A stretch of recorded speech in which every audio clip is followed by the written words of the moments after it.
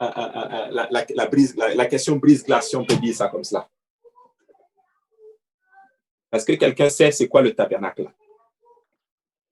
Moi, je crois que c'est là, la tabernacle, c'est là que le tabernacle au complet, c'est le chemin dans lequel on doit procéder pour arriver dans la présence, la plénitude de la présence de Dieu.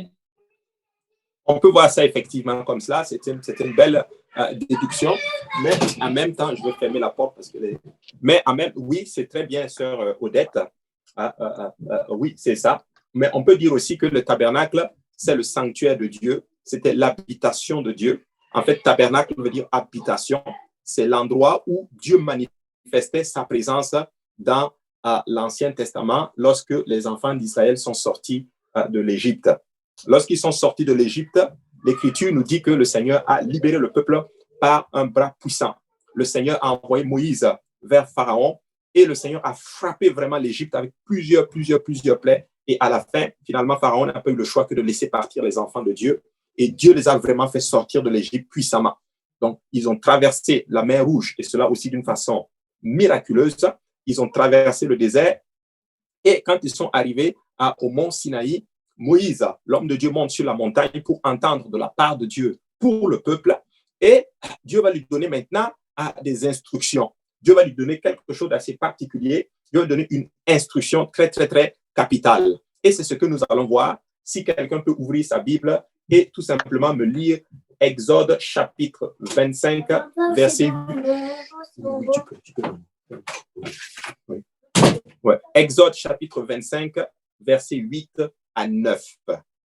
Si quelqu'un peut le lire, je ne sais pas si vous le voyez, mais il est en même temps aussi affiché à l'écran là.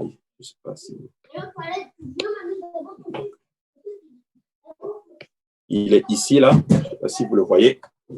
Exode chapitre 25, verset 8 à 9.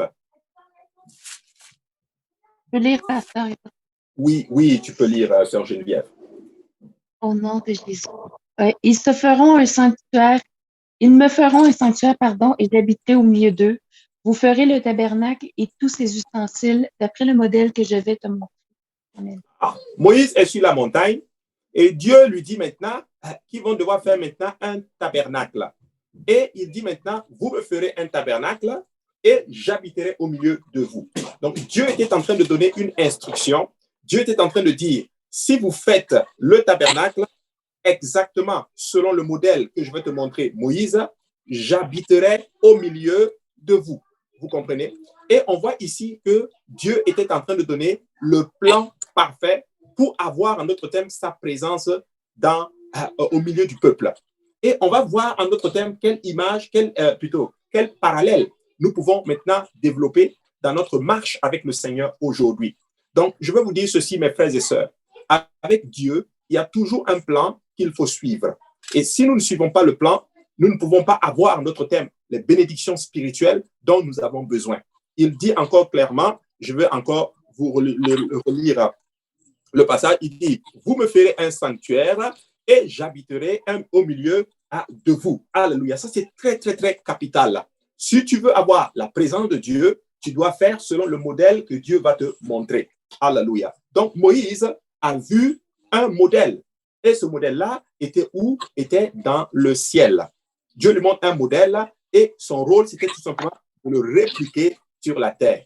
Je répète encore une fois, pour avoir les bénédictions de l'Éternel, les clés spirituelles du Seigneur, la grâce du Seigneur, la faveur du Seigneur, sa présence dans nos vies, nous allons devoir apprendre à faire exactement comme Dieu nous demande de faire. C'est le même principe aussi avec l'Évangile. Il dit pour entrer dans le royaume, il faut naître d'eau et d'esprit. Il faut naître de nouveau. Donc, celui qui n'est pas né comme Dieu veut, né de nouveau comme Dieu veut, comme la Bible le demande, il ne peut pas entrer dans le royaume. Alléluia. Donc, ça, c'est très important. Donc, le tabernacle que vous voyez, le tabernacle maintenant, c'est quoi? C'est ce schéma que vous voyez un peu sur à l'écran et tout là. Je veux juste enlever tout ça. C'est ce schéma-là que vous voyez à l'écran ici. C'est ça, le tabernacle. Le tabernacle, ça ressemblait à cela. C'était très, très, très, très, très grand. Hein? Et Dieu leur avait dit de faire cela. Donc, quand on regarde cela à vue d'œil comme cela, ce tabernacle, quoi, il est composé de ce qu'on appelle un parvis. Alléluia. Que quelqu'un dise le parvis. Alléluia.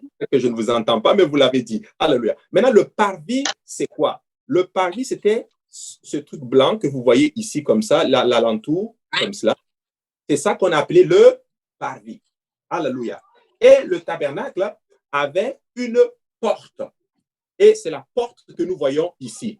Donc, je l'appelle porte. Voilà. Et c'est par ce chemin-là que tous ceux qui voulaient entrer dans le tabernacle devaient passer. Il n'y avait pas plusieurs portes.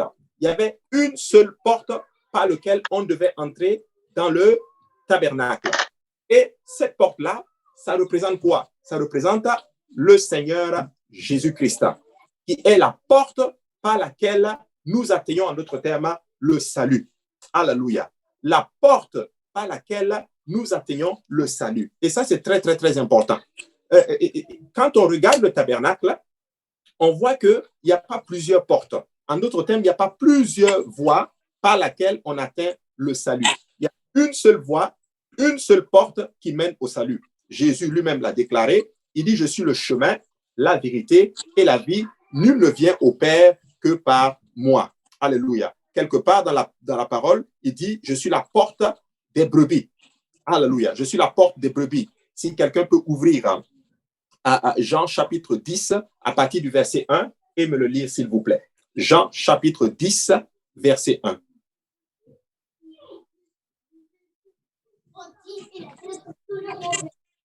Jean 10, verset 1. Aujourd'hui, je vais faire participer tout le monde maintenant.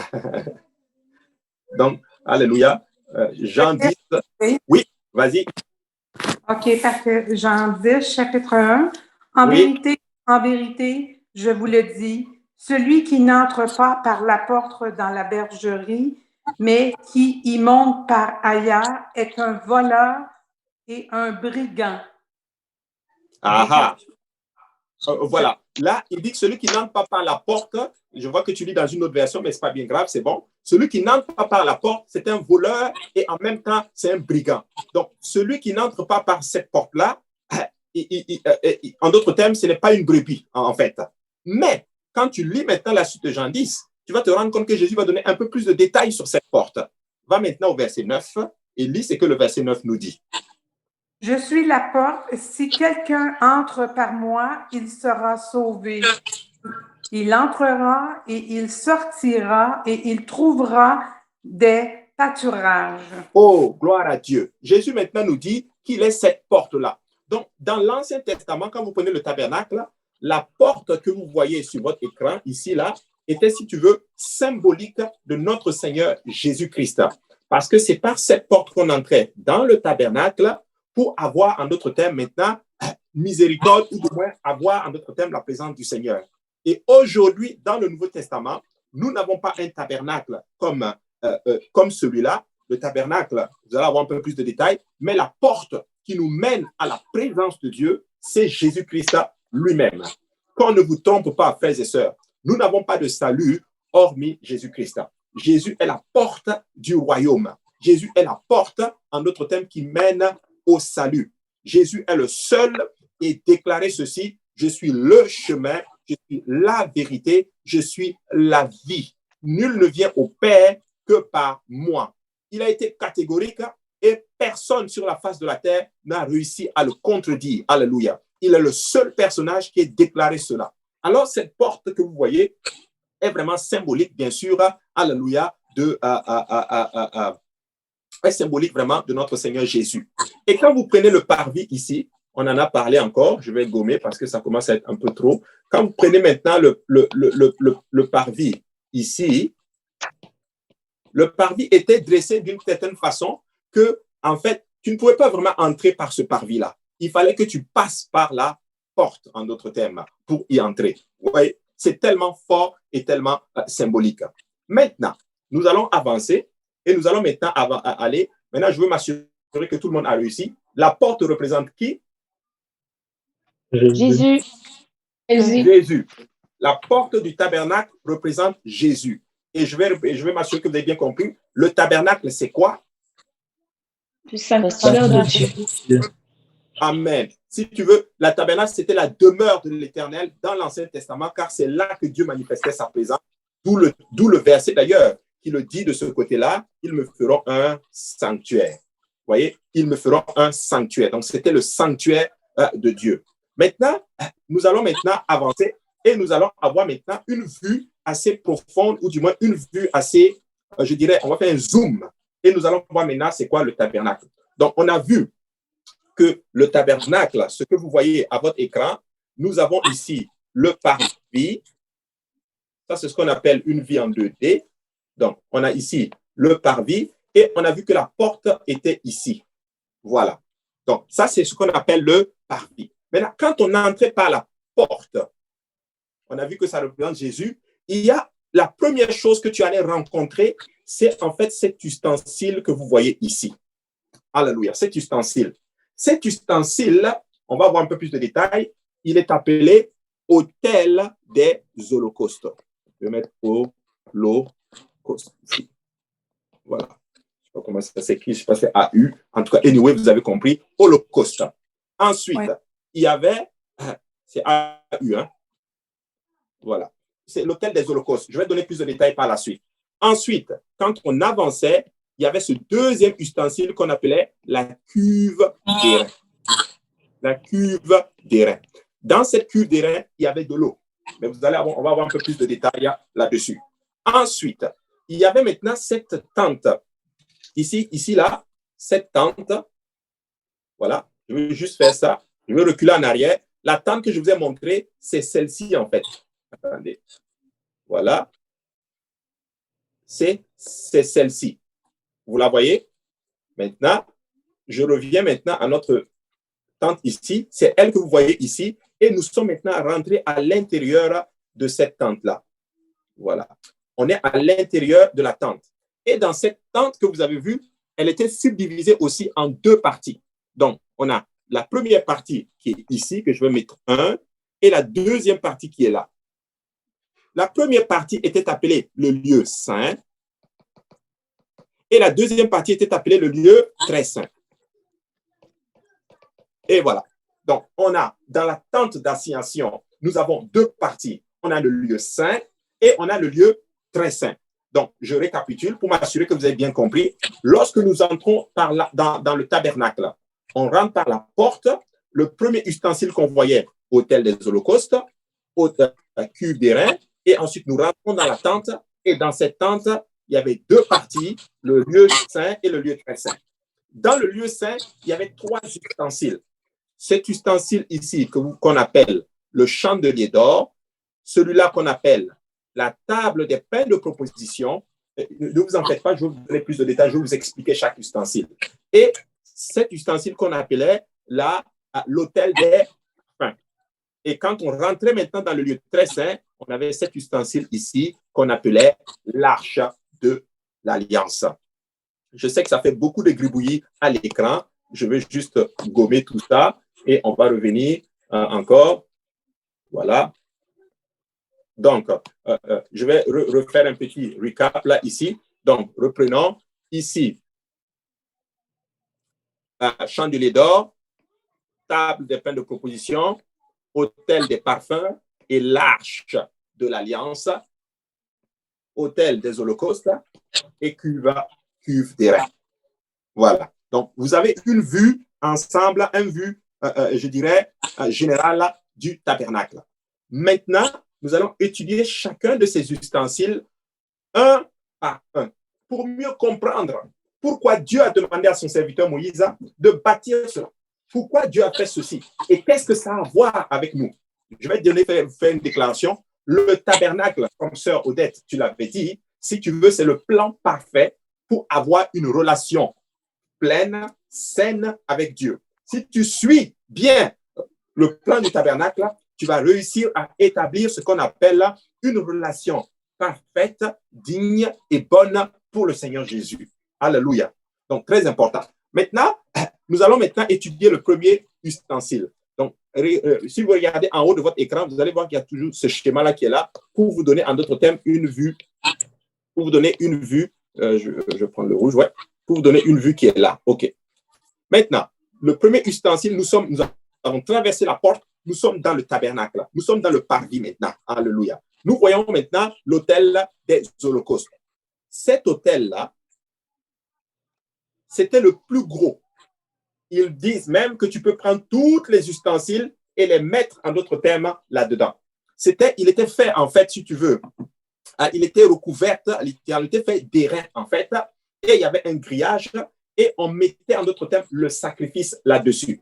Quand le sacrificateur, ou quand on venait avec l'animal, l'agneau ou le taureau, ou l'animal qui devait être immolé, l'animal était égorgé, et son sang était pris, et on mettait cet animal ici, et en d'autres termes, on le brûlait, en fait, spécifiquement. Vous voyez? On le brûlait. Et nous devons comprendre vraiment ces choses-là, l'autel des holocaustes. C'était un lieu de sacrifice. C'était un lieu de mort. C'était un lieu de souffrance spécifiquement. Et quand tu entrais dans le tabernacle, c'est la première chose que tu devais voir. Quelqu'un ouvre sa Bible et va dans Lévitique chapitre 17, verset 11. Lévitique chapitre 17, verset 11. Il est à l'écran aussi. Lévitique, chapitre 17, verset 11. Si quelqu'un peut le lire, s'il vous plaît.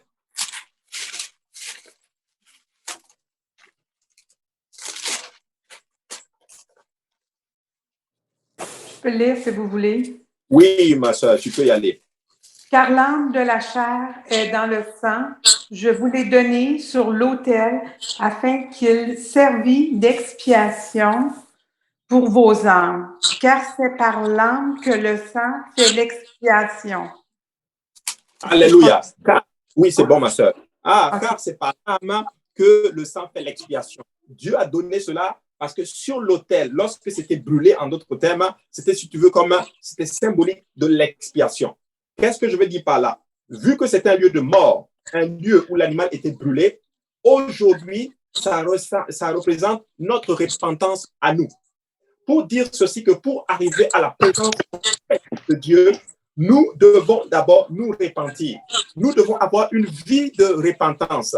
Celui qui n'a pas de vie de repentance, spécifiquement, ne peut pas admettre, avoir, en d'autres termes, et avoir la grâce de Dieu. Écoutez-moi bien, mes frères et sœurs. Sans la repentance, vous n'allez jamais avoir la miséricorde de Dieu. Dieu dit ceci, il fait grâce aux humbles et il résiste aux orgueilleux. Alléluia. Et c'est très, très, très important de comprendre cela. Donc, l'autel des holocaustes est symbolique de la mort spécifiquement. Lorsque nous venons à Dieu, nous devons mourir à nous-mêmes, mourir à notre volonté.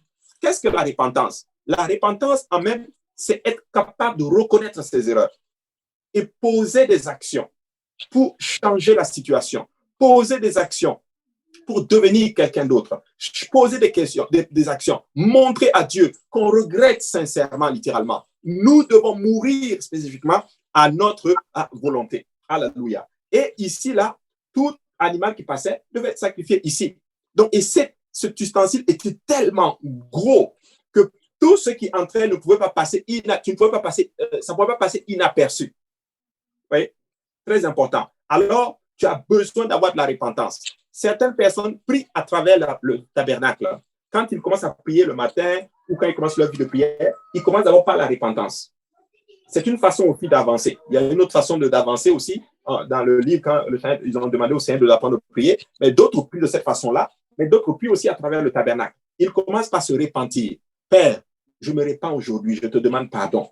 N'oubliez pas, mes frères et sœurs, que la repentance, ce n'est pas simplement dire j'ai mal fait. La repentance est mentale, je regrette, j'ai mal fait, je le confesse à Dieu et je pose des actions. Je me lève et je fais des actions pour montrer à Dieu que je suis sincèrement désolé, je ne veux plus retomber dans la même chose. Donc, l'autel des holocaustes, ce fameux ustensile que vous voyez ici, représente notre vie de repentance, la mort. Et si tu regardes bien, c'est quand Jésus-Christ est venu, Jésus-Christ a été immolé spécifiquement pour que vous le salut. Maintenant, je comprends qu'il y a de la puissance dans la repentance. Une personne qui se répand devant Dieu, une personne qui s'humilie devant Dieu, cette personne-là va obtenir la grâce et la faveur du Seigneur. Et ça, c'est important. Et la vie de Jacob est une vie pour moi qui est très exemplaire. Jacob a été un homme de Dieu qui était oint. Dieu l'aimait beaucoup, mais il avait triché. Sa vie était une vie de tricherie. Il a trompé son frère. Même malgré cela, il a reconnu son tort et à Péniel, il a rencontré Dieu. Et quand il a rencontré Dieu, il a été capable d'aller se repentir devant son propre frère. Il dit ceci à son frère, je t'ai regardé comme on regarde la face de Dieu. Il s'est humilié devant son frère et la paix est revenue. Frères et sœurs, écoutez-moi bien. La repentance est puissante. La repentance, il faut reconnaître ses torts et ne pas arriver à une place où essayer de justifier. Alléluia. C'est dangereux. Des fois, ce que nous faisons, c'est que nous demandons pardon, mais tout en voulant essayer de garder un peu notre dignité. On essaie de justifier en d'autres termes ce que nous faisons.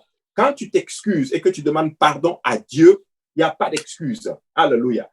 J'ai mal fait, je te demande pardon, aide-moi à avancer. Alléluia.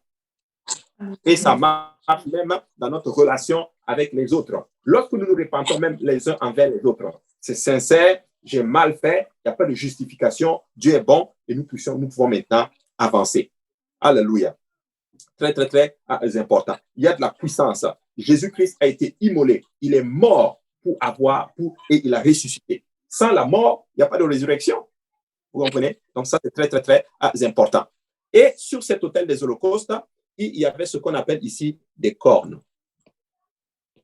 Je ne sais pas si vous le voyez. Il y avait vraiment, ils avaient mis cela. Et ça, c'est vraiment, si tu veux, ça représente un peu, si tu veux, la puissance. Quand on dit cornes ici, parce que les cornes sont des outils de défense des animaux.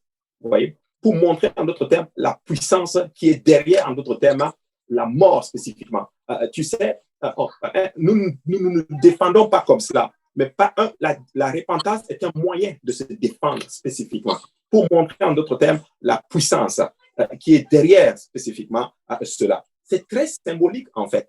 Voici pourquoi la Bible dit que tout ce que vous avez vu dans l'Ancien Testament, c'est l'ombre des choses à venir.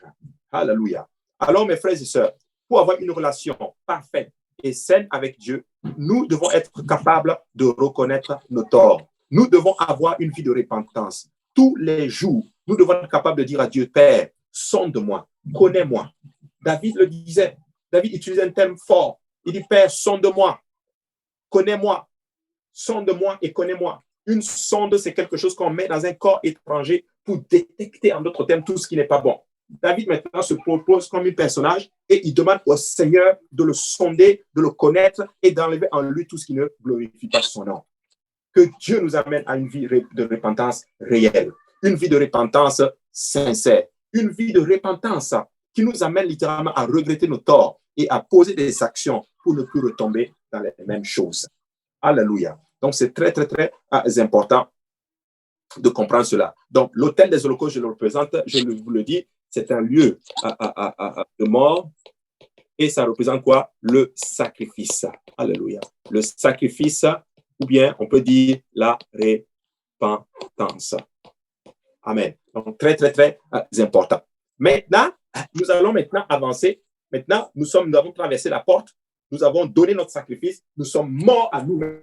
Alléluia. Nous nous sommes repentis. Nous avons regretté. Maintenant, nous allons avancer maintenant dans notre processus pour atteindre la présence du Seigneur.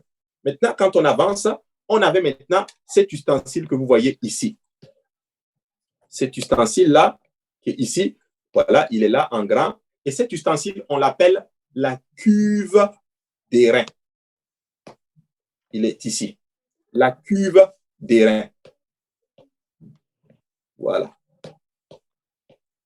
Je veux juste bien le noter. La cuve d'airain. Sa particularité à elle, il y avait de l'eau là-dedans. Il y avait de l'eau dans cette cuve-là.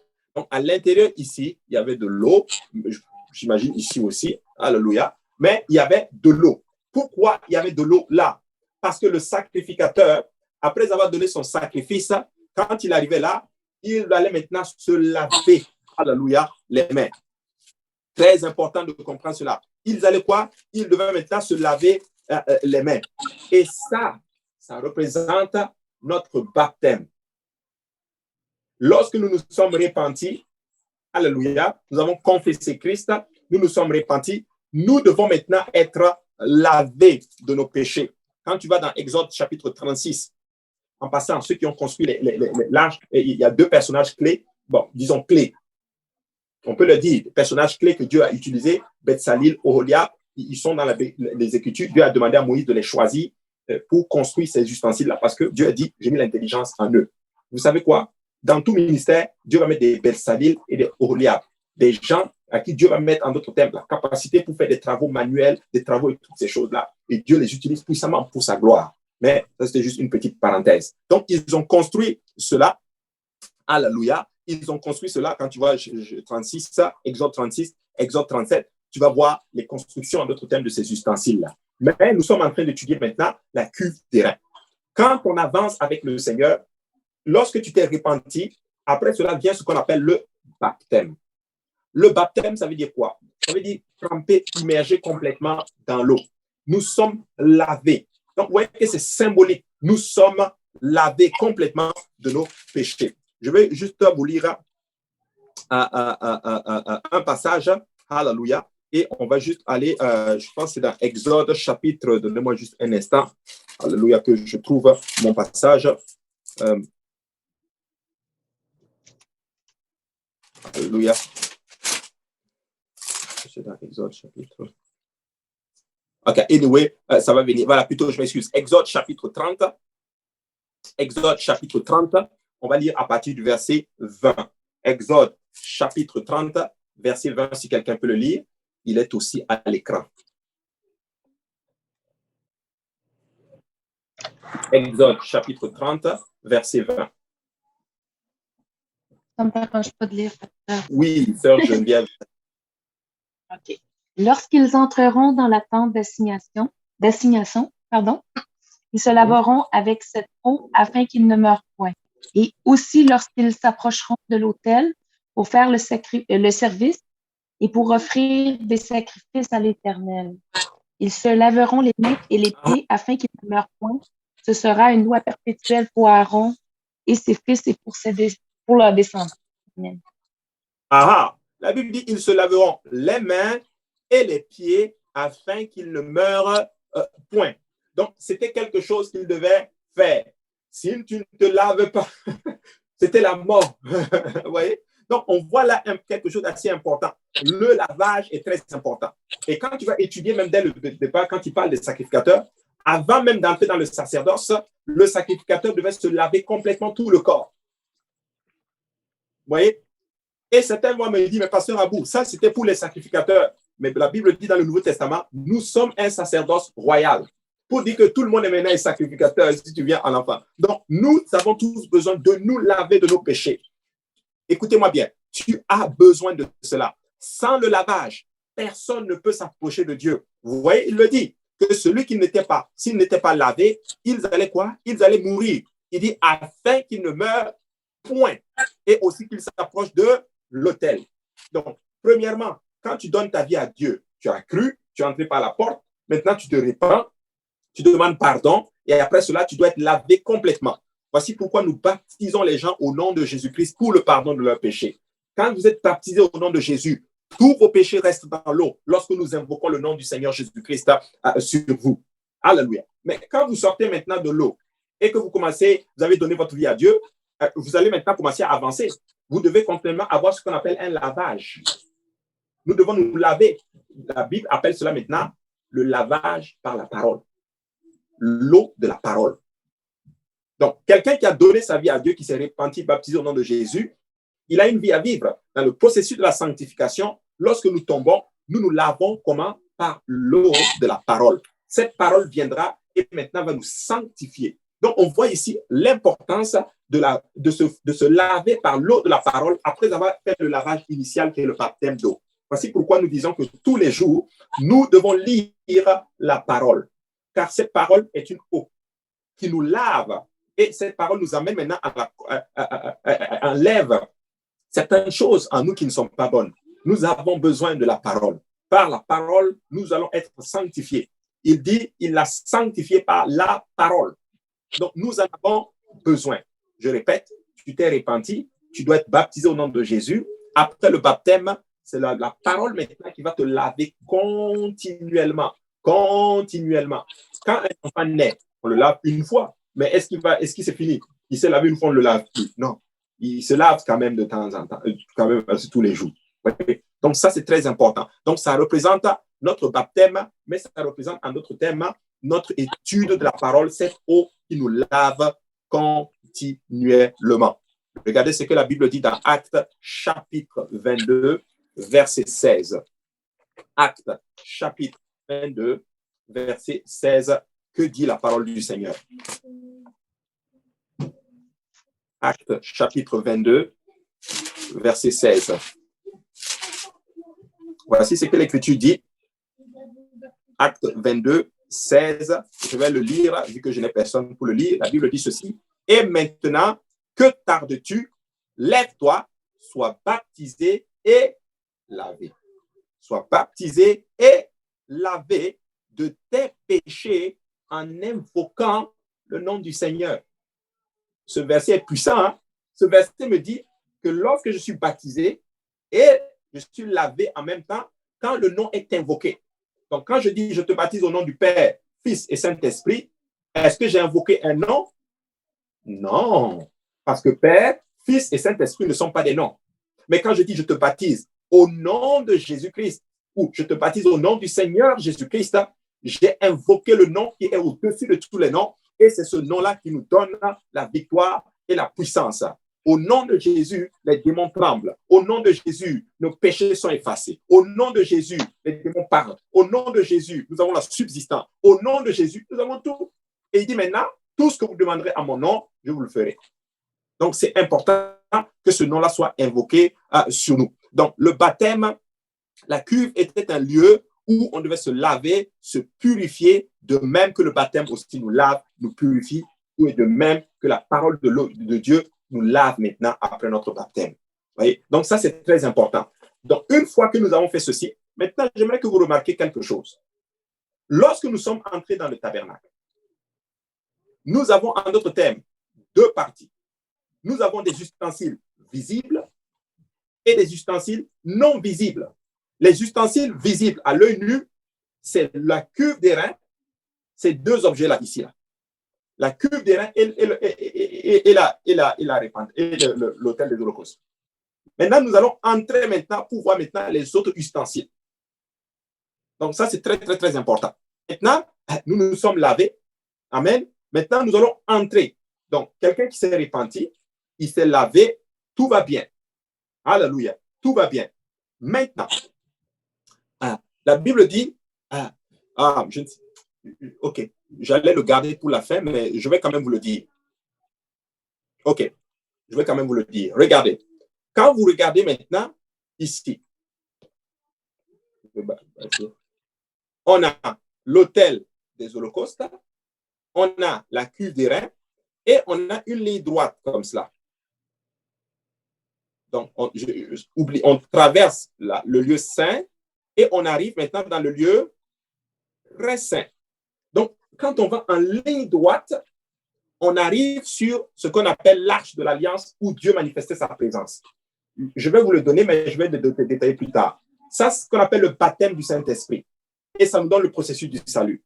Pourquoi je parle de cela? Parce que cette ligne droite, c'est le chemin du salut. Donc, je me suis repenti, j'ai été baptisé, donc je me suis repenti ici, baptisé ici, et si je vais tout droit, je reçois le Saint-Esprit ici.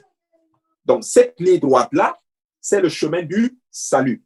Maintenant, quand on va entrer dans le lieu saint, nous allons maintenant avoir une ligne horizontale qui va représenter maintenant notre sanctification. Vous comprenez? Mais je vais te donner plus de détails par la suite.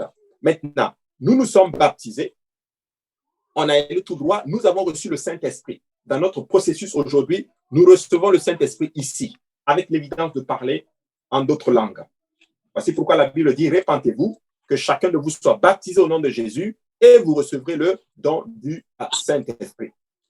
Maintenant, nous sommes dans le lieu saint qui est ici. Vous voyez les trois ustensiles que vous voyez, nous sommes en fait, si tu veux, en ce moment, ici. voyez? Et vous avez maintenant en grand les 3 ustensiles que nous allons voir. Et ces ustensiles-là, c'est quoi? Ce sont ces ustensiles qui vont maintenant nous maintenir sauvés. Le premier ustensile maintenant que nous allons voir, c'est, bon, je vais aller en ordre, pas en ordre qui est ici, là, que vous voyez, mais je vais aller avec celui du milieu. Premièrement, nous avons cet ustensile qu'on appelle la table des pains de proposition. Sur cette table, elle était faite en bois d'acacia et était recouverte d'or. En fait, l'or représente la divinité, la pureté, la divinité. Mais sur cette table que vous voyez, il y avait ce qu'on appelle du pain. Pour ceux qui ont fait l'étude avec moi, il peut me dire combien de pains il y avait sur la table des pains de proposition? 12. 12. Il y en avait 12. Alléluia. C'est bien. C'est très bien. Alléluia. Il y en avait 12. 12 pains pour représenter chaque tribu de la maison d'Israël.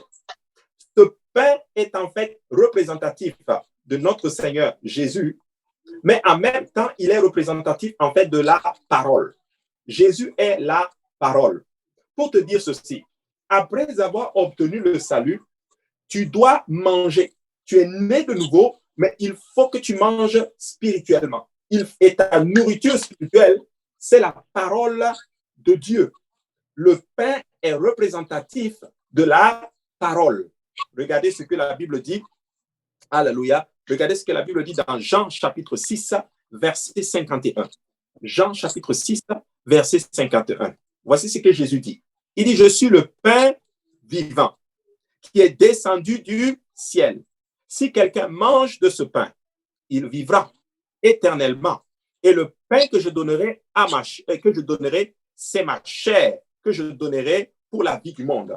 Jésus était en train de dire ici, quand il parle de sa chair, il est en train de représenter ici qu'il est la parole. Parce que l'Écriture dit, au commencement était la parole était avec Dieu, et la parole a été faite, la parole était avec Dieu, et la parole, au commencement était la parole était avec Dieu, et la parole était Dieu. Et tu vas plus loin, la Bible dit, et cette parole a été faite chair. Donc, quand Jésus dit ma chair, il est en train de dire c'est la parole. Donc, si tu manges la parole de Dieu, alléluia, ton être spirituel qui est né de nouveau va commencer maintenant à grandir. Quand un bébé naît, il faut le nourrir. Oui, question. Oui, c'était Jean quoi? Pardon. Jean chapitre 6, verset 51. Jean chapitre 6, verset 51. Voilà. C'est beau? C'est beau, super. merci. Gloire à Dieu. Donc, nous voyons là ici que c'est très important de manger la parole de Dieu. Voici pourquoi nous disons toujours, il faut lire la parole. Ça, je me le prêche à moi aussi. Je dois manger la parole de Dieu. Tu sais, même si tu as lu un passage 50 fois, si tu le lis une 51e fois, Dieu peut ouvrir ton esprit et te donner encore d'autres révélations. Et ces paroles commencent à nourrir maintenant ton être spirituel. Souvent, nous aimons faire cette prière. Donne-nous notre pain quotidien. Souvent, nous pensons que ce sont le pain, ou par exemple ma subsistance. Peut-être ça peut l'être. Mais moi, je l'ai compris comme étant, donne-moi une parole qui va me faire subsister et qui va me permettre de rester encore et continuellement dans la foi. Quand je venais, avant de rentrer, j'écoutais une prédication dans la voiture et la prédication disait ceci, que peu importe la prédication que tu vas écouter, peu importe le prédicateur que tu vas écouter aujourd'hui, et peu importe la puissance, les révélations qui sont dans la parole, le lendemain, quand tu te réveilles, tu as encore besoin d'une parole fraîche. Alléluia. Nous en avons besoin. Et nous avons besoin de la parole. Et quand on lit la parole, Dieu maintenant commence à travailler en nous et Dieu commence à nous donner des révélations et notre être commence à grandir et elle commence maintenant à s'enraciner dans quoi? Dans la parole de Dieu. Ce qui fait que peu importe quand les vents arrivent, quand les fausses doctrines arrivent, vous êtes solide. Quand tu lis la parole de Dieu et tu commences à étudier, tu commences à voir l'unicité de Dieu, tu commences à voir que Jésus est un. Alléluia. Tu commences à voir le salut, le baptême au nom de Jésus, la puissance du Saint-Esprit, le principe de la sanctification. Tu commences à voir les trésors spirituels, des paroles d'encouragement. Quand tu tombes sur des paroles qui te disent « Invoque-moi au jour de la détresse et je te répondrai ». Tu tombes sur des paroles qui te disent « Alléluia, le juste se réfugie, le nom de l'Éternel est une tour forte. Le juste tu tombes sur des paroles comme cela, c'est du pain frais. Et ça donne de la force à notre âme pour pouvoir continuer dans les temps difficiles. Frères et sœurs, écoutez-moi très bien. Je vais vous dire quelque chose de très particulier. Ici, là, le pain, là, il était changé chaque matin et chaque soir. Pour dire que ce pain était renouvelé. Quand tu rentrais, ce n'était pas un vieux pain que tu trouvais. Mais tu trouvais quoi? Du pain frais renouvelé. Beaucoup d'entre nous, nous vivons sur le pain que nous avons mangé la semaine passée. Le pain spirituel qui a été mangé la semaine passée. Il n'y a pas de pain frais. Alléluia. Non, c'est très important. Nous devons vivre continuellement de la parole. Est-ce qu'il y a des gens ici qui peuvent... Est-ce qu'il y a des gens ici, vous mangez tous les jours, à moins que tu sois en période de jeûne. Sinon, techniquement, tu manges tous les jours. Donc, l'être spirituel a aussi besoin de manger tous les jours. Donc, ça représente la parole. Nous en avons besoin pour avoir une relation saine, équilibrée avec le Seigneur Jésus. Alléluia, très important. Ensuite, nous sommes toujours dans le lieu très saint, dans le lieu saint, ici. Donc, vous le voyez, c'est même écrit ici. Nous sommes dans le lieu, nous sommes dans le lieu saint, qui est un lieu d'adoration. Maintenant, nous avançons. Il y avait maintenant ce qu'on appelle cet ustensile ici, que vous voyez là, qu'on appelle l'autel des parfums. L'autel des parfums. L'autel des parfums, c'est quoi? C'était un autel qui était fait de bois d'acacia recouvert d'or aussi. Vous remarquerez qu'il y a toujours, vous voyez les cornes là, que vous voyez ici là. Et cet autel est quoi? Elle était assez haute. Elle était assez haute. Et sur cet autel-là, il y avait du feu. Et ce qu'on mettait, c'est qu'on mettait de l'encens. Et cet encens montait. Et c'est ça, en d'autres termes, qui parfumait le lieu saint. Elle donnait, en d'autres termes, de bonne odeur. Quand tu entrais dans le tabernacle, ça sentait très bon. Très, très, très bon. Alléluia. Et ça, c'est très particulier. Ça, là, ça représente ce qu'on appelle notre vie de prière. Quand tu pries, tu es en train de te bâtir toi-même. Tu es en train de bâtir une relation avec le Seigneur. Pasteur Grand m'a dit ceci, celui qui prie, il ne va jamais rétrograder. Voici pourquoi nous en avons besoin. On dit toujours qu'il faut prier tous les jours. On n'est pas en train de dire que non, on n'est pas en train d'avoir une vie routinière. Non, nous avons besoin de prier tous les jours. Même quand tu pries et que tu ne sens pas la présence de Dieu, laisse-moi te dire que Dieu est quand même là. Quand tu pries, Dieu est quand même là. Il est avec toi, il est avec nous tous. Alléluia. Même si tu ne sens pas sa présence, il y aura des moments dans votre vie où vous n'allez pas ressentir la présence du Seigneur comme vous l'avez souvent ressenti. Mais ça ne veut pas dire que Dieu n'est pas là. Peut-être c'est un période de désert qu'il faut traverser. Mais quand tu traverses, ça t'amène dans une autre dimension. Maintenant, quelque chose d'assez particulier. Alléluia. Le feu qui était ici, est-ce que quelqu'un sait, pour ceux qui ont fait l'étude biblique, est-ce que quelqu'un sait d'où venait le feu qui consumait les parfums ici? Oui, il venait de l'autel des holocaustes. Alléluia. Bon, on va à la sœur Genève. Il venait ici de l'autel des holocaustes. Alléluia. Ça venait de l'autel des holocaustes. En passant, j'ai oublié de vous dire, le feu ici, là, pour la première fois qui brûlait l'animal, la première fois, il est tombé du ciel. C'est Dieu lui-même qui a allumé ce feu-là. Mais c'était de la responsabilité de l'homme de conserver le feu qui était allumé. Pour dire ceci, que Dieu va activer le feu en nous, mais c'est de notre responsabilité de garder ce feu maintenant allumé. Et ce feu-là qui quittait ici et qui arrivait là, c'est lui qui consumait, en d'autres termes, le parfum. C'est lui qui consumait, en d'autres termes, l'encens. Et ça représente, comme je l'ai dit, notre vie de prière.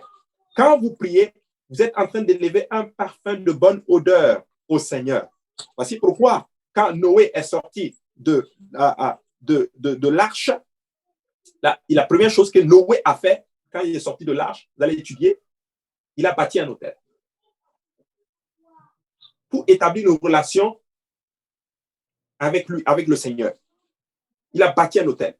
Et la Bible dit que quand il a commencé à donner des sacrifices agréables, ça a commencé à monter avec comme un parfum d'une bonne odeur agréable au Seigneur. Oh, alléluia. Gloire soit rendue à Dieu. Donc, nous devons vraiment prier. C'est très, très, très, très, très important. Waouh, ça commence, ça coule. Vous savez, certains disent que c'était la pièce la plus haute pour dire que tout est basé sur la prière. Vous voyez? Elle était plus haute que les autres pour dire qu'elle est basée sur la prière. Mais regardez le symbolisme.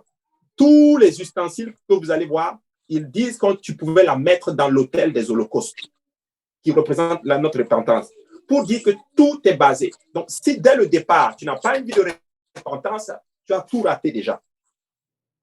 Vous comprenez? Donc, ça, c'est très, très, très important de comprendre cela. Donc, nous en avons besoin et c'est ainsi qu'on est en train de pratiquer. Donc, ce n'est pas que tu prends un, tu laisses un. Tout est corrélé ensemble. Donc, si tu fais selon le modèle qu'il te dit, tu as la présence de Dieu garantie. Voici pourquoi celui qui a une vie de repentance tous les jours, qui se nourrit de la parole, qui se lave par la parole, qui prie et toutes ces choses-là, il a la présence de Dieu garantie.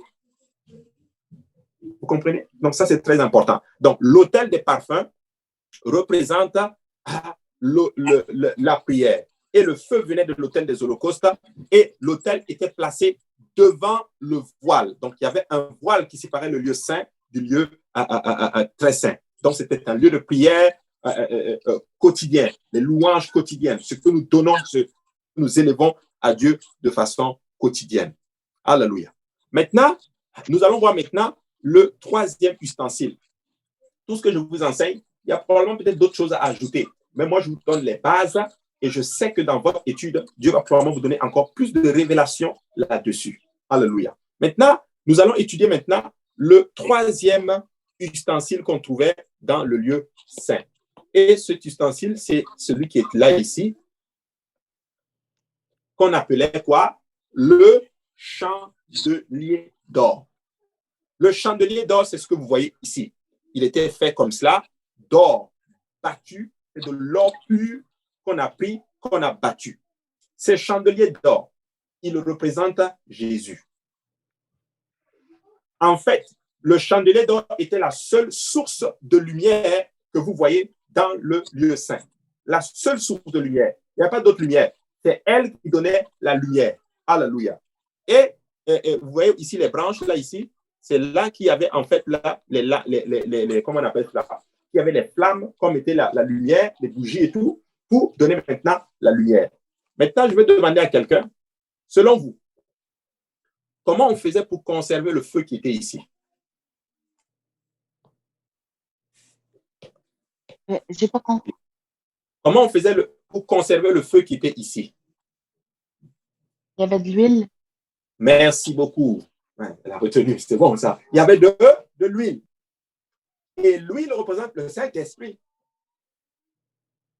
Donc, le sacrificateur, à chaque moment, quand il rentrait, il allait mettre de l'huile là-dedans pour que le feu reste allumé. Laissez-moi vous dire, pour garder notre feu, notre zèle, nous devons nous connecter tous les jours au Saint-Esprit. Écoutez, frères et sœurs, parlez en langue tous les jours. Priez en langue tous les jours. Quand tu pries et que tu ne sais même plus quoi dire, laisse aller maintenant le pilote automatique. Laisse aller maintenant cette puissance de l'esprit. Parce que l'esprit sonde de même les profondeurs. Alléluia. Quand vous commencez à prier en langue, personne ne vous comprend. Tu commences à prier et ça monte, ça monte, ça monte. Et à un moment donné, toi-même, tu ne comprends pas ce que tu dis. Tu entends ce que tu dis, mais tu ne comprends pas parce que c'est un esprit que tu es en train de dire des mystères à Dieu. Donc, ça, c'était ma parenthèse prière de prier en langue. Mais le chandelier d'or représente notre Seigneur Jésus, qui est la lumière du monde. Et Jésus, en fait, l'a dit. Jésus l'a dit dans Jean 8, 12. Il dit ceci. Jésus leur parla de nouveau et dit, « Je suis la lumière du monde. Celui qui me suit ne marchera pas dans les ténèbres, mais il aura quoi? La lumière de la vie. » Celui qui suit Jésus, il a la lumière de la vie. Pourquoi? Parce que Jésus était la lumière. Et vous savez, c'est très, très symbolique. C'était de l'or pur. Et on a vu que l'or représente la divinité. C'est de l'or qu'ils ont pris, qu'ils ont battu, et cet or a produit la lumière. Comme Jésus lui-même a été pris, Jésus a été battu, il a été flagellé, on l'a fait souffrir, et il a produit la lumière pour le monde entier. Oh, je crois qu'on doit donner gloire à Jésus pour le sacrifice ultime qu'il a fait vraiment pour nous, mes frères et sœurs. Il a été frappé, battu. Pourtant, il était la lumière du monde. Et il dit, celui maintenant qui le suit, il aura la lumière de la vie. Frères et sœurs, écoutez-moi bien. À un moment donné de notre marche, nous pouvons commencer à nous poser des questions. Mais je vais encourager quelqu'un. Je t'en supplie, ne lâche pas la main du Maître. Ne lâche pas la main de Jésus. Ne lâche pas la main de ce grand roi-là. Alléluia. Parce que c'est lui la lumière de la vie. Confucius ne peut pas te le donner. Bouddha ne peut pas t'éclairer. Mahomet ne peut pas t'éclairer. Mahomet lui-même a dit qu'il ne sait même pas où il va. Il ne sait même pas ce qu'il advenait de lui. Mais Jésus, alléluia, est la lumière du monde. Jésus nous a éclairés, alléluia. Jésus nous a donné le chemin de la vie, alléluia. Et écoutez, quand je parle de Jésus, il y a un feu en moi, alléluia. J'ai un feu en moi. Moi, j'étais musulman avant, j'étais dans les ténèbres. Je ne savais pas. Mais gloire s'est rendue à Dieu qu'un jour, il est venu, il s'est présenté à moi. Il s'est révélé à moi, il m'a donné le chemin, il m'a donné la lumière et aujourd'hui, nous marchons dans la vie. Il y a des frères et sœurs, vous qui me regardez aujourd'hui, que ce soit sur YouTube ou sur Zoom, je connais certains d'entre vous, vos témoignages. D'autres d'entre vous, vous étiez dans les ténèbres. D'autres d'entre vous, vous étiez en boîte de nuit, dans le monde. D'autres pris dans les religions. D'autres pris dans le péché. Mais gloire soit rendue à Dieu, que Dieu nous a donné maintenant sa lumière. Le chandelier d'or représente Jésus-Christ. Il représente Jésus-Christ. Mais on peut voir ça encore doublement, il te représente toi aussi. C'est la puissance de ton témoignage. Parce que Christ, avant de monter au ciel, a dit ceci. Je suis la lumière du monde. Quand il était avec nous, il disait, je suis la lumière du monde. Mais quand il partait, il a dit, vous êtes la lumière du monde. Nous sommes maintenant le chandelier d'or. Nous devons maintenant montrer à ce monde ténébreux la lumière de Christ. L'Écriture dit, on n'allume pas un chandelier et puis le mettre sous le boisseau. On le met sur une montagne pour que ça éclaire tout le monde. Nous devons avoir un témoignage. Écoutez-moi bien. Nous devons être des bonnes nouvelles avant de proclamer la bonne nouvelle. Nous devons témoigner Christ. Il faut que quand on nous voit, on dit que waouh, lui là, c'est un chrétien. Lui là, c'est un homme de Dieu. Lui là, c'est une femme de Dieu. Lui là, il aime Jésus. Quand on te voit, on doit en d'autres termes voir la lumière, l'amour de Christ. Alléluia. Alors, nous sommes tout simplement la lumière du monde. Ce n'est pas prétentieux de le dire cela. C'est tout simplement, c'est avec beaucoup d'humilité d'ailleurs que nous le disons. Mais est-ce que l'Église, alléluia, représente la lumière? Nous devons l'être. Donc, l'Église est laissée sur la terre pour, en d'autres termes, être la lumière. C'est la puissance de notre témoignage. Et des fois, par cette puissance, nous allons attirer beaucoup de personnes à Dieu. Certaines personnes, vous n'allez même pas ouvrir votre bouche et parler aux gens. Juste à vous voir, ils vont venir à l'église. Et il y a des sœurs comme cela, par leur sainteté, des gens les ont vus à l'extérieur et les gens disent non, vous là, vous êtes des chrétiens. Nous voulons venir dans votre église. Waouh! Ça m'avait touché. Ça m'avait touché. Ça m'avait touché. Voici pourquoi il ne faut pas avoir honte d'être enfant de Dieu. Paul le dit ceci, je n'ai pas honte de l'évangile. C'est une puissance de Dieu pour quiconque croit. Il ne faut pas avoir honte. N'ayez pas peur d'avoir votre langage chrétien. N'ayez pas honte de dire gloire à Dieu. Je sais qu'entre nous, il n'y a pas de facilité à dire gloire à Dieu. C'est facile de dire gloire à Dieu. Mais quand on est à l'extérieur, gloire à Dieu, il ne faut pas avoir honte de dire gloire à Dieu. Il ne faut pas avoir honte de dire Amen. Il ne faut pas avoir honte de dire je suis enfant de Dieu. Je suis chrétien. Je suis chrétien. Tu es chrétien. Alléluia. C'est de notre identité. Alléluia. Très, très, très important. Donc, quand on suit la lumière, on suit Jésus, nous avons la lumière de la vie. Donc, nous sommes ici dans le lieu saint. Vous voyez? Donc, ces trois ustensiles que nous avons vus, je répète, la table des pains de proposition, ici, la table des pains de proposition et l'autel des parfums et le chandelier d'or, ces trois ustensiles, ce sont les moyens par lesquels nous allons rester sauvés. Quelqu'un qui a donné sa vie à Dieu, qui a obéi à l'évangile, s'est repenti au nom de Jésus, s'il n'a pas ces trois, la prière, la parole et son témoignage, il risque de perdre son salut. Amen. C'est très important. Maintenant, nous allons maintenant avancer et nous allons maintenant entrer dans le lieu très saint. Je vais juste donner encore un petit détail ici. Dans le lieu saint, les sacrificateurs pouvaient y entrer. Parce que vous savez, il y avait beaucoup de sacrificateurs. Mais il y avait un seul souverain sacrificateur. Et dans le lieu très saint, on va voir que juste un seul souverain, juste le souverain sacrificateur pouvait y entrer une seule fois par année. Et c'est ça que nous allons maintenant avancer. Nous allons maintenant l'étudier. Alléluia. Nous allons l'étudier. Maintenant, nous sommes entrés dans le lieu saint. Nous avons fait tout le chemin. Nous avons obéi au plan. Nous nous sommes repentis. Nous nous sommes lavés. Nous avons lu la parole. Nous avons mangé la parole. Et toutes ces choses, on a donné des sacrifices, tout. Et Dieu nous fait grâce d'entrer maintenant dans le lieu très saint. Nous y sommes. Et dans le lieu très saint, il y avait cet ustensile que vous voyez sur votre écran là, ici. Il est là. Cet ustensile, on l'appelle l'arche de l'alliance. Je ne sais pas, je ne peux pas dire que c'est le plus important, mais il est très important. Très, très, très, très important. Peut-être certains diront le plus important. En tout cas, il est important. Cet ustensile-là, il était aussi fait de bois d'acacia recouvert d'or et il y avait 2 bâtons ici d'acacia qu'on avait mis là, alléluia, pour pouvoir le transporter. Cet ustensile, c'est seulement les Lévites, les sacrificateurs qui devaient le porter.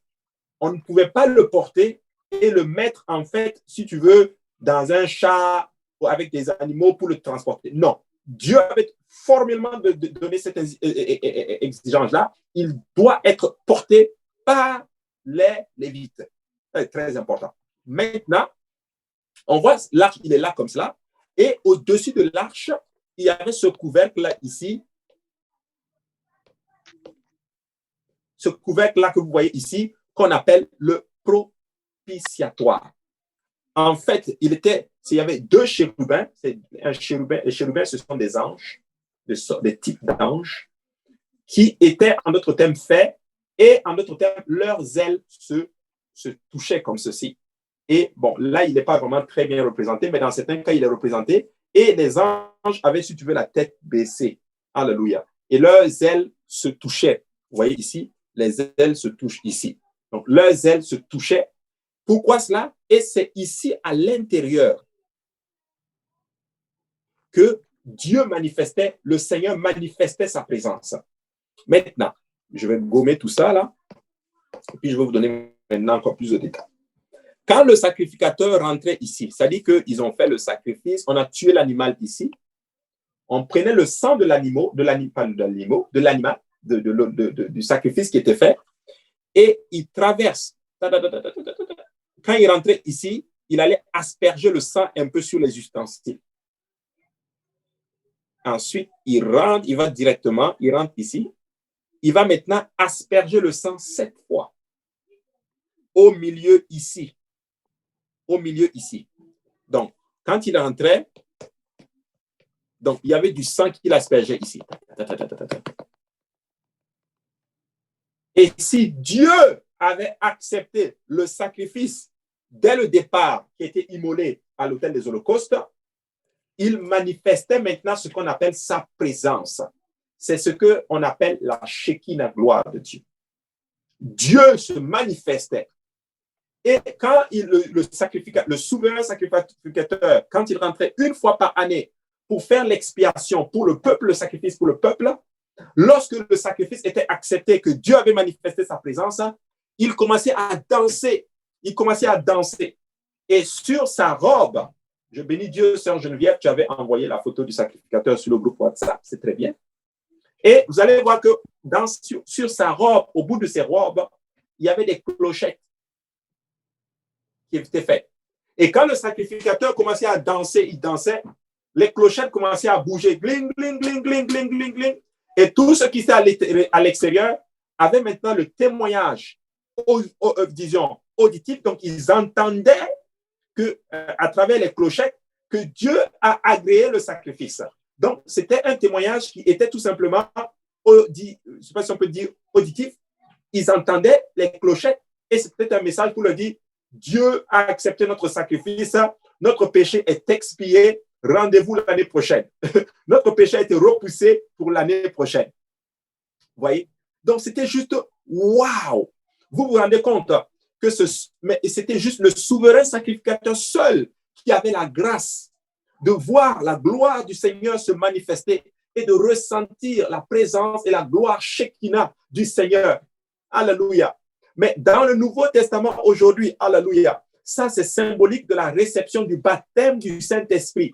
Alléluia. Donc, ce que le sacrificateur ressentait dans le lieu très saint, toi, tu le ressens lorsque tu reçois le baptême du Saint-Esprit.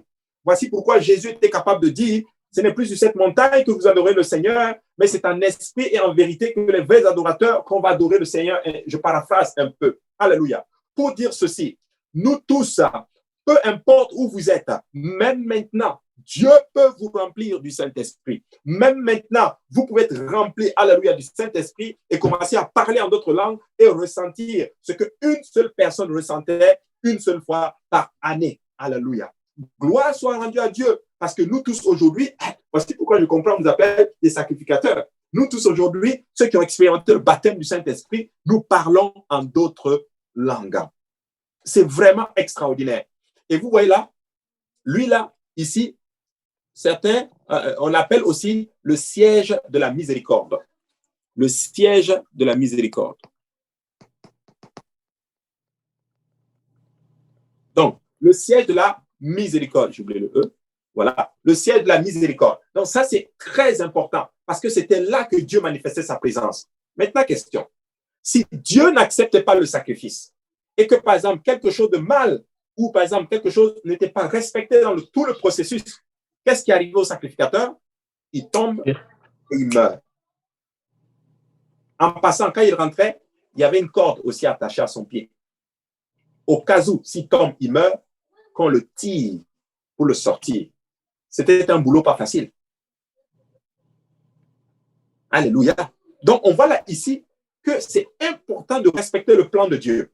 Ceux qui ne veulent pas suivre le plan de la rédemption, même étant dans le Nouveau Testament, que le Seigneur a instauré, c'est la mort spirituelle.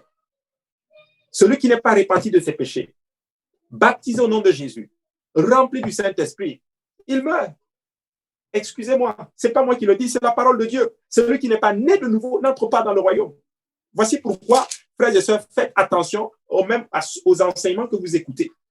Certains, il y a des gens qui enseignent très bien. Ils vont enseigner très bien, mais ils ne te donnent pas l'essentiel. Ils ne te parlent même pas du salut.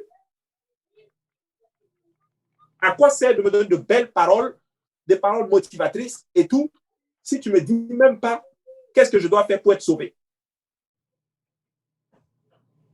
Parce qu'il y a plein de gens comme cela. Voici pourquoi c'est très important. La base, c'est qu'on doit vous dire comment être sauvé, comment entrer dans le royaume. C'est le plus important. Une fois que nous sommes entrés dans le royaume, maintenant, alléluia, maintenant nous allons grandir. Mais il ne faut pas me donner de belles paroles et me cacher l'essentiel. C'est ça. C'est ça qui est important, frères et sœurs. Voici pourquoi je bénis Dieu, alléluia, pour un ministère apostolique qui prêche la doctrine apostolique, qui vous dit ce que vous devez faire pour être sauvé, qui ne va pas couper les coins, qui va vous dire, mon frère, ma soeur, voici le chemin du royaume. Tu dois y entrer. Et quand tu entres dans le royaume, tu dois y rester. Tu ne dois pas sortir. Frères et sœurs, je vous en prie, tenons la main de Jésus, ne sortez pas de l'arche. Alléluia. Ça est très important. Donc, c'était le siège ici de la miséricorde. Exode 25 et verset 22, c'est même à l'écran, je vais quand même le lire. La Bible dit, c'est là que je me rencontrerai avec toi du haut du propitiatoire, entre les deux chérubins, placés sur l'arche du témoignage, je te donnerai tous mes ordres pour les enfants d'Israël. Donc, le Saint-Esprit, quand il rentrait là, il avait, si tu veux, un conseil, une rencontre, une réunion avec le Dieu créateur du ciel et de la terre. Waouh! Et nous avons cette expérience aujourd'hui, par la puissance du baptême de l'Esprit. L'Esprit de Dieu vient habiter en toi spécifiquement pour te dire que c'est toi maintenant le tabernacle. Dieu habite en toi. Vous comprenez? Ça, c'est important. Maintenant, nous n'avons pas fini avec l'arche. Donc, on a vu le propitiatoire. On a vu les deux anges qui étaient ici. Vous avez tout compris maintenant.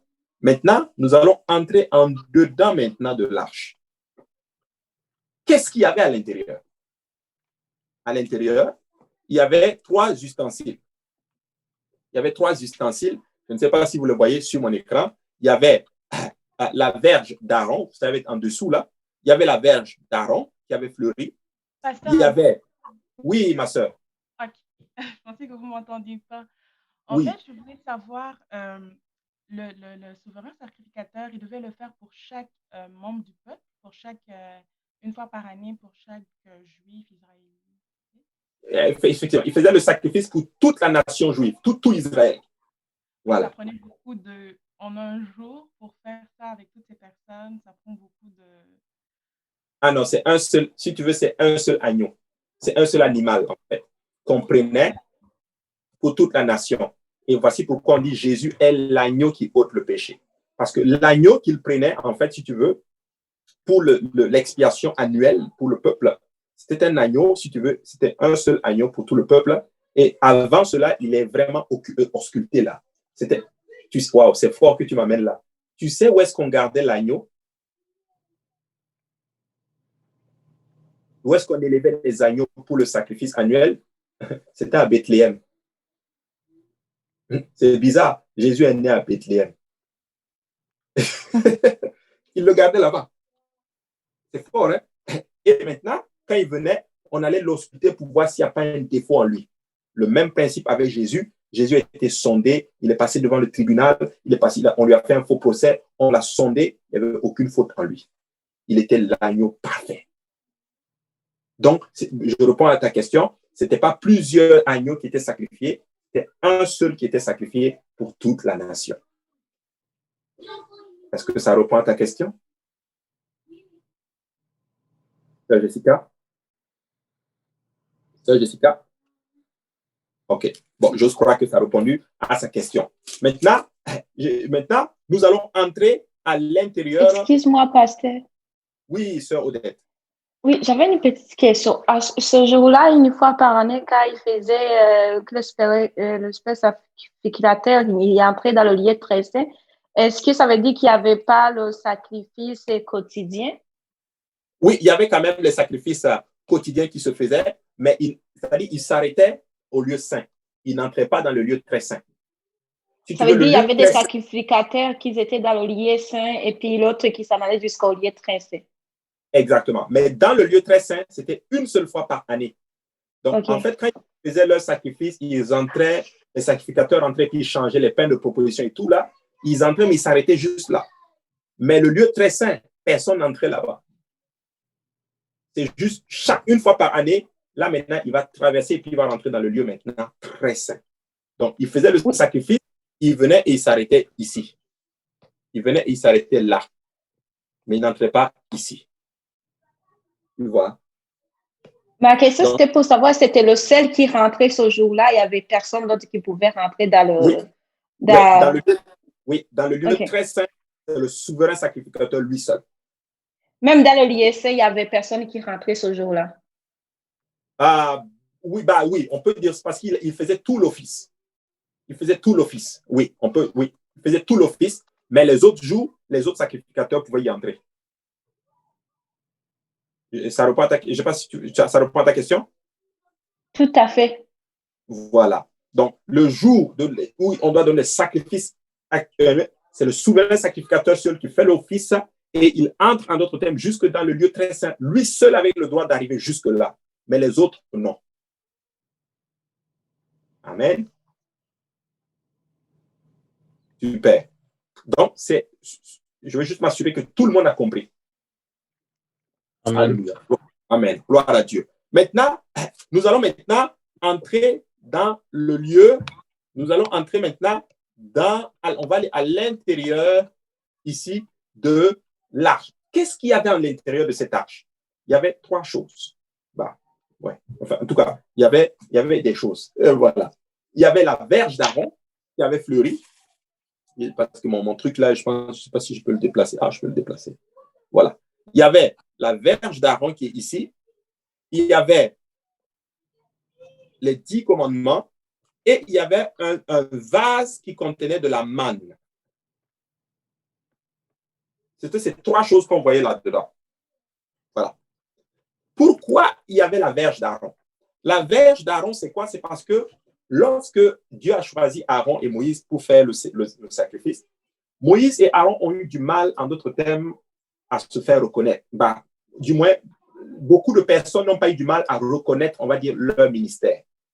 Parce que beaucoup disaient, ah, mais pourquoi eux, nous aussi, on peut faire. Et comme souvent, on dit souvent, Dieu va prendre quelqu'un et les gens vont dire, nous aussi, moi, je peux faire. Si toi, tu peux faire, Dieu t'aurait pris. Tu vois? Mais en passant, Dieu ne prend pas ceux qui peuvent faire. Dieu prend qui il veut. Vous comprenez? Maintenant, donc, comme les gens n'étaient pas contents, les gens se disaient, ah non, nous, on n'est pas d'accord, Aaron, tout. Dieu dit, parfait. Dieu dit que chaque tribu vienne avec son bâton, chacun écrit son nom là-dessus, on va poser le bâton dans la tente d'assignation et revenez le lendemain. La verge qui aura fleuri, ça va monter, c'est le témoignage de Dieu comme quoi c'est lui qui a été choisi. Et quand ils ont fait cela, c'est la verge de Aaron qui a été choisie. Sa verge a fleuri, il y avait même des amandes dessus. Dans le désert, Dieu fait fleurir. En fait, si tu veux, c'est la capacité ici, ça représente tout simplement l'autorité. Dieu est celui qui instaure l'autorité. Écoutez-moi bien, n'allez jamais dans une église où le pasteur est autoproclamé. Il s'autoproclame pasteur. Non. Bibliquement parlant, tu es oint par quelqu'un d'autre. Tu es point par un collègue, par un groupe des anciens. Et Dieu va dire à ces gens-là, c'est lui qu'on l'a choisi. Vous comprenez ce que je veux dire? C'est très important. Donc, ça représente l'autorité. Dieu voulait montrer à tout le peuple que Aaron a été choisi par le Seigneur. Vous comprenez? Et ça, c'est très, très, très important. Et je profite d'enseigner, il faut reconnaître ce que Dieu choisit. Ça, c'est très important. Il faut reconnaître l'autorité que Dieu instaure et s'y soumettre, en fait. C'est très important. Ensuite, il y avait maintenant les 10 commandements. Les 10 commandements ici, ce sont les commandements de la parole de Dieu que Moïse a reçus quand il est monté sur la montagne. Dieu a inscrit ses lois là-dessus. On le voit dans le livre d'Exode, les 10 commandements sont là. Pourquoi ils ont gardé cela dans l'arche? Pour montrer en d'autres termes que c'est la parole de Dieu qui donne la direction. Voici pourquoi je vous enseigne toujours, je vous dis ceci. N'acceptez jamais rien, même si quelque chose, même si ça contredit légèrement la parole de Dieu. Mets ça à la poubelle. Tout ce qui contredit, il faut marcher selon la parole. Et les 10 commandements étaient représentatifs pour montrer en d'autres termes que nous devons suivre quoi? La parole du Seigneur. Donc, les 10 commandements représentent la parole de Dieu. Tu peux le voir dans le livre d'Exode, chapitre 25. Les 10 commandements sont là. Alléluia. D'autres préceptes ont été donnés. Mais les 10 commandements, on peut le voir comme des grands 1, grand 2, grand 3. Mais en dessous, Dieu a donné d'autres préceptes. On pense, les Juifs disent qu'il y avait en tout 613 commandements. Mais les 10 commandements sont les principes, les valeurs morales. Alléluia, c'est très important. Alléluia. Ensuite, troisième chose qu'on voyait à l'intérieur de l'arche, c'est ce qu'on appelle la manne. La manne, c'est quoi? La manne, c'est quand ils étaient dans le désert, Dieu va faire pleuvoir une sorte de nourriture, de pain. C'est comme du pain, comme un gâteau au miel qui va descendre du ciel. Et Dieu va nourrir le peuple de la manne pendant à peu près 40 ans. Ils vont manger cela. Ça va être leur nourriture dans le désert, la manne. Et ils ont pris cette manne-là, ils ont pris une partie, ils ont mis dans un pot et ils ont gardé cela. Ça, en d'autres termes, c'était pour représenter la capacité de Dieu à produire le miracle, même dans les moments difficiles. Tu sais, nous devons avoir des témoignages. Tu dois, en d'autres termes, te rappeler de ce que Dieu a fait dans ta vie dans des moments difficiles. Et Dieu, notre Dieu, a fait de grandes choses. Beaucoup d'entre nous, nous sommes passés par des moments tellement difficiles et Dieu a quand même glorifié son nom. Est-ce que quelqu'un peut ici dire que Dieu n'a jamais rien fait pour lui? Est-ce que quelqu'un peut dire ici que j'ai tout fait, Dieu m'a abandonné? Non.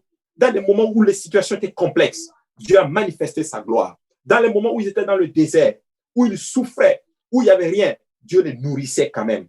Et la manne, ici le pot, est symbolique pour rappeler au peuple que leur Dieu a la capacité de produire le miracle, même dans les moments difficiles. Et je veux me tenir là pour dire encore à l'Église, peuple de Dieu, écoutez-moi bien. Peu importe l'endroit désertique où nous nous trouvons, peu importe la situation dans laquelle nous vivons, peu importe les circonstances dans lesquelles nous sommes, nous ne devons jamais oublier que notre Dieu est un Dieu de miracles et il ne va jamais nous abandonner. Des fois, il t'amène à une place où tu n'as plus de force pour que lui puisse prendre le relais et te montrer que c'est lui qui est aux commandes de toutes choses. Il produira des miracles, mon frère, ma soeur, pour toi. Je ne sais pas dans quel désert tu es. Je ne sais pas dans quelle situation tu es. Mais si tu lèves les yeux vers la montagne d'où te vient le secours te viendra de l'Éternel. Alléluia. Car Dieu est bon, Dieu est fidèle et il va faire ce qu'il s'est résolu de faire. Alléluia. Donc, ça, c'était un peu cela. Et je vais vous donner encore une autre chose. Comme je vous dis, le tabernacle, il y a tellement de révélations, on ne pourra pas tout dire. Mais je vous donne les bases.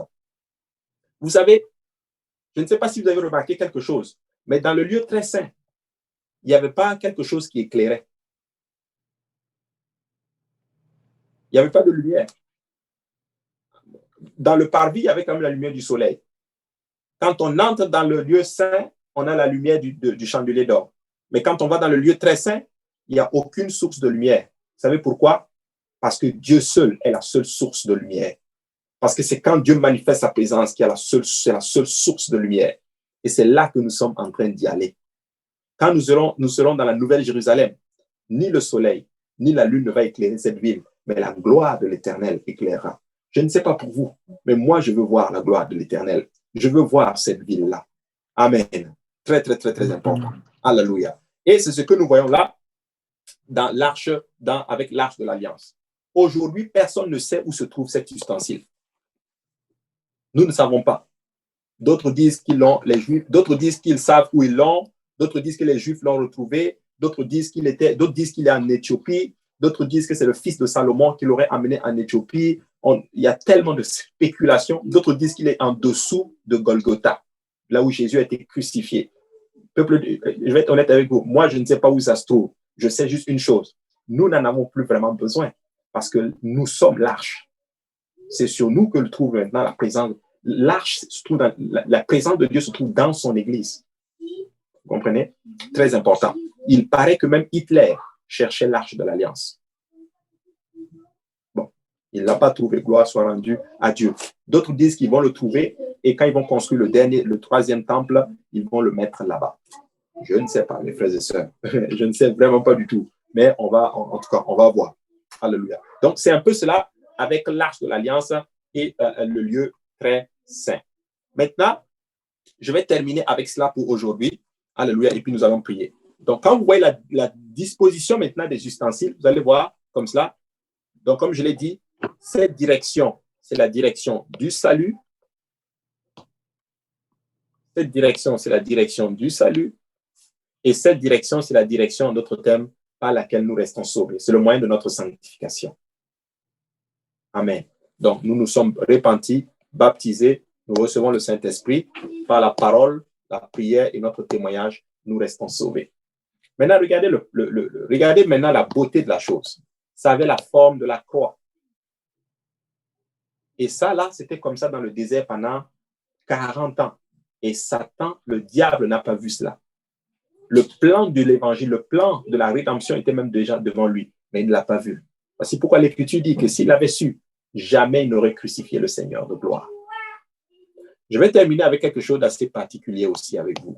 Regardez, notre chemin pour aller vers Dieu est comme cela. Mais Dieu, son chemin, c'est comme cela. Nous quittons notre lieu de péché pour aller dans sa gloire.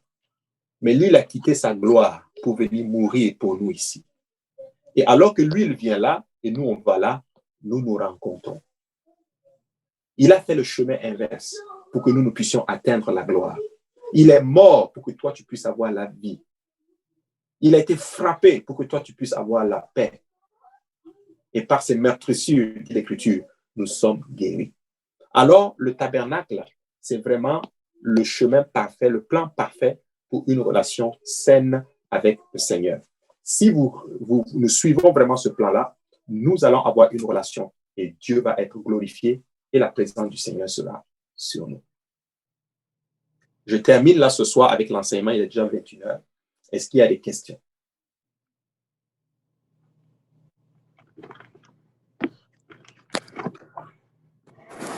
Alléluia. S'il n'y a pas de questions. Une question. Oui. Oui, j'ai juste une question j'ai quelque chose que j'ai manqué. Le sacrificateur, vous aviez dit qu'il était attaché avec les pieds par une corde, puis s'il était mort, il pouvait le tirer pour le sortir. Mais dans quelles circonstances qu'il pouvait mourir, Dans, le exemple, sacrificateur? Oui, dans quelles circonstances? par exemple, si l'agneau pour le sacrifice avait, par exemple, un défaut, Un défaut? ouais, un défaut corporel, par exemple, ou par exemple, s'il a un défaut corporel, ça ne fonctionne plus. Ou OK. par exemple, il donne un sacrifice, il brûle il donne le sacrifice, il prend l'animal, il brûle tout, il avance, par exemple, il ne se lave pas à la cuve des reins et il rentre directement. C'est sûr qu'il tomberait mort. La preuve, les enfants de Aaron ont voulu apporter un feu étranger à l'autel des holocaustes. La Bible dit que le feu est sorti de l'autel et les a tous consumés. Voyez? Il y a un manquement dans le processus. Exactement. Parfait. Merci. Exactement. Mais gloire à Dieu. D'où le même principe avec notre relation avec Dieu, avec le salut. Donc, il ne faut pas qu'il y ait de manquement. Donc, mon frère, ma soeur, si tu es là et que tu n'as pas encore été baptisé au nom de Jésus-Christ, assure-toi que tu es fait au nom de Jésus-Christ. Assure-toi que tu as reçu le baptême du Saint-Esprit avec l'évidence de parler en d'autres langues. Assure-toi de vivre dans la sanctification. C'est très important. Il faut respecter le processus. Vous voyez? Sinon, ça ne va pas aller loin. Nous n'allons pas avoir sa présence et nous n'allons pas pouvoir être dans sa présence, dans son royaume. Amen. Gloire à Dieu. Est-ce qu'il y a d'autres questions? Alléluia. Donc, s'il n'y a pas d'autres questions, nous allons maintenant prier et nous allons maintenant nous remettre entre les mains du Seigneur et nous allons prier vraiment que Dieu nous aide dans notre relation avec lui, qu'il nous donne sa grâce, sa paix et qu'il nous aide vraiment à avancer avec lui. Amen. Super. Alors, je vais demander alléluia, je vais demander au frère Jacob s'il peut prier pour clôturer la réunion de prière pour ce soir. Amen, amen, amen, amen, amen. Père Céleste, nous venons devant toi, Seigneur, pour te dire merci. Merci, Seigneur, pour le pain quotidien que tu nous donnes.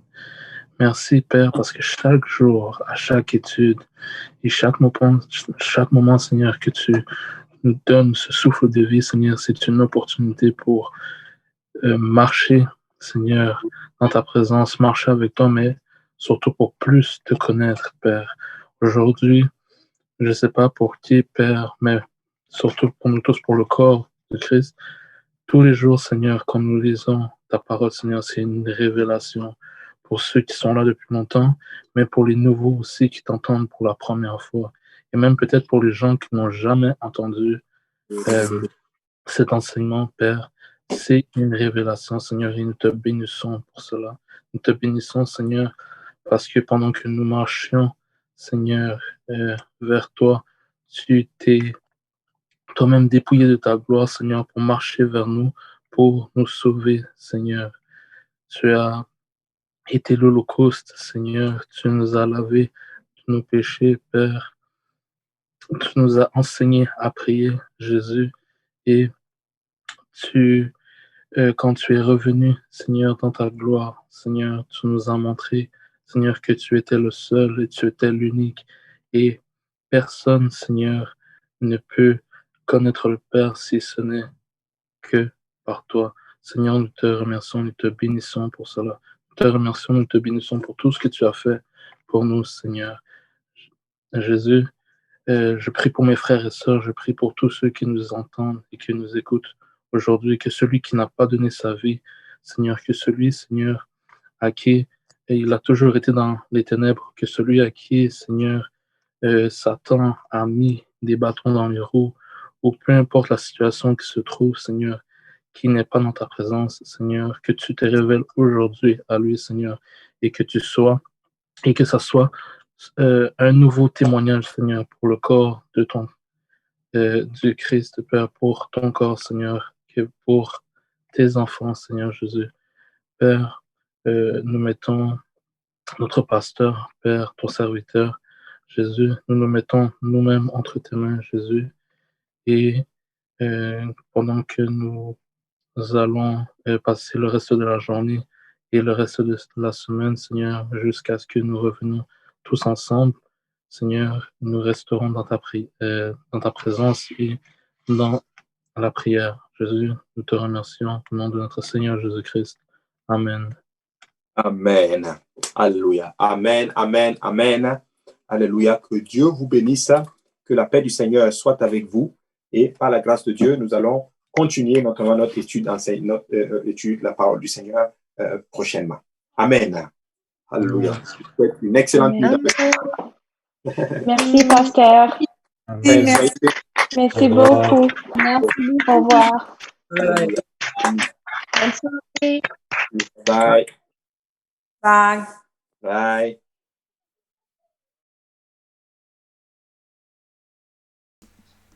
Mesdames, Messieurs, c'est la fin pour aujourd'hui. Merci d'avoir été avec nous. Prochaine diffusion sur nos ondes demain, l'église Hochelaga. À partir de 19h, nous aurons un prédicateur spécial. C'est ça, donc à demain. Que Dieu bénisse, c'est le frère Yannick. Au revoir.